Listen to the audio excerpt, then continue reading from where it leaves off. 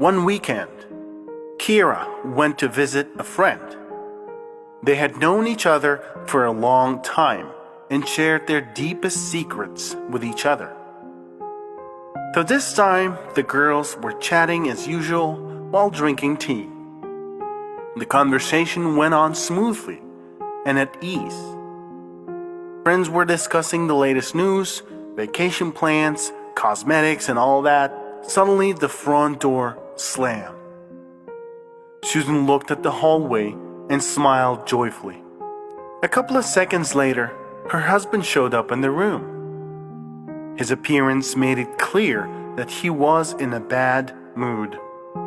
Susan stood up and wanted to kiss her husband, but he suddenly dismissed her. But the girl acted as if she did not notice anything. She just kept smiling and asked her husband kindly what upset him. The man replied harshly, "I don't want to talk about it, don't you see?" Susan just smiled sweetly and shrugged her shoulders. Kira watched everything with outrage. When the man left to the kitchen, Kira asked confused, "Why do you let him treat you like that? It's beyond limits." Susan answered her friend, "Wait, don't rush with conclusions." The girls kept talking, but Kira couldn't get over what she had just witnessed. A few minutes later, Susan's husband appeared in the room again. He clearly calmed down and was even smiling. He walked up to his wife and said gently, "Sorry, I was in a bad mood." Then he turned to Kira. "I'm sorry, I didn't mean to scare you." Then the man gently kissed his wife and left the room. Kira was confused. She was surprised and said to her friend, "What a change! In just a few minutes. How do you do that?" Susan smiled and answered, "You know, my grandmother once said, there's light in everyone's soul, and we tend to reach for the brightest one." Kira said, laughing.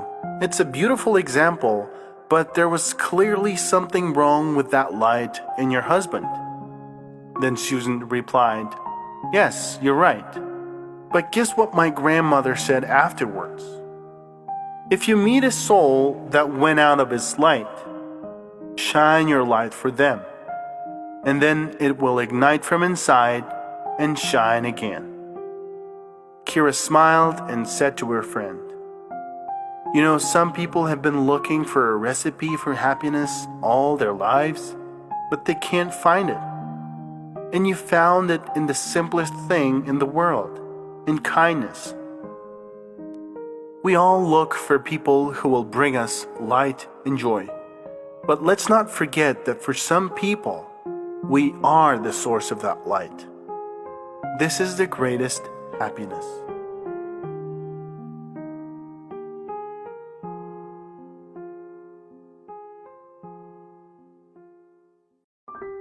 I have a friend named Monty Roberts who owns a San Isidro ranch.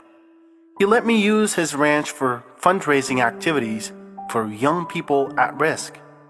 When I arrived at his ranch, he introduced me to everyone and told his story. "I want to tell you why I let Jack use my ranch," he started.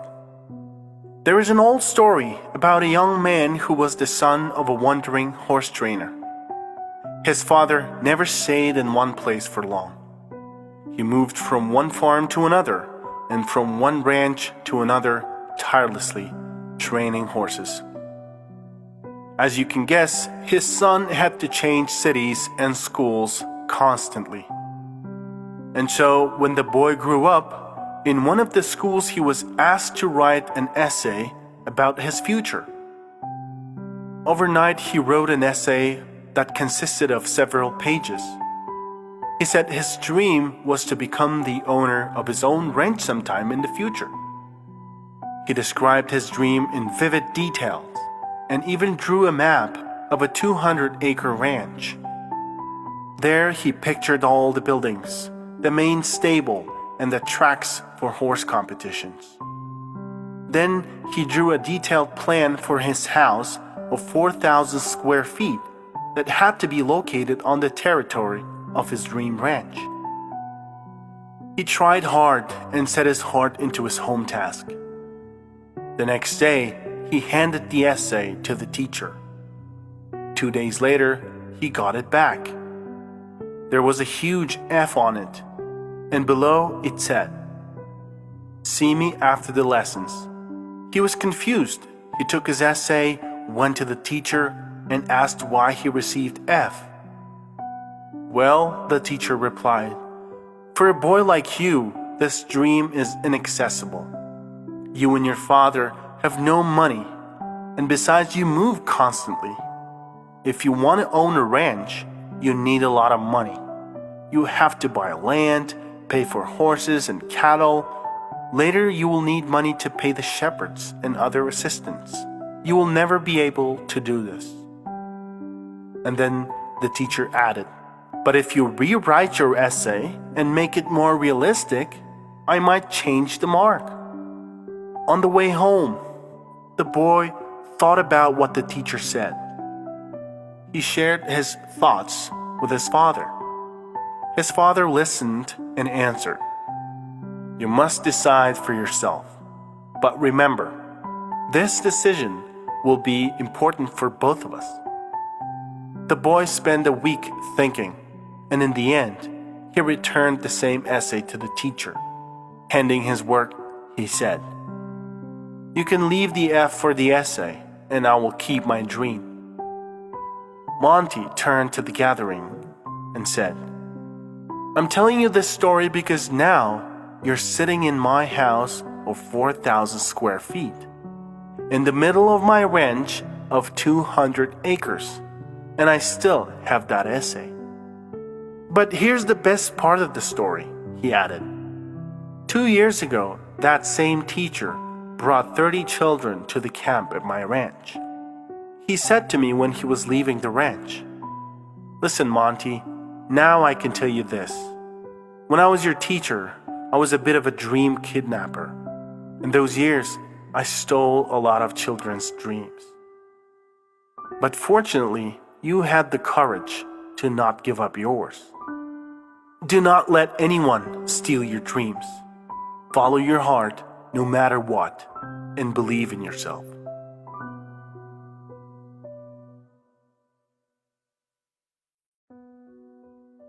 Michelle had a difficult personality. And over the years, and especially after her daughter got married and left for another country, she constantly grumbled. Michelle was unhappy with everything.